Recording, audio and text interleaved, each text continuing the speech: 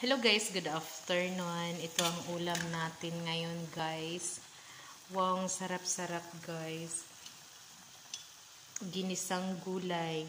At ang dami-daming mga sahog guys. You see? Atay ng manok. At saka manok guys. Wow, sarap-sarap talaga nito guys. Marami kasi kaming kalabasa ngayon guys. Kaya, yummy. O, diba?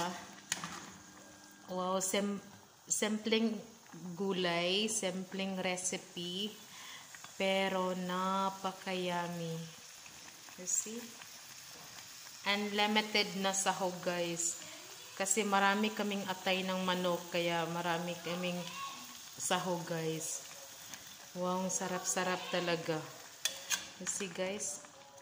Wow. Kain na tayo guys. Thanks for watching.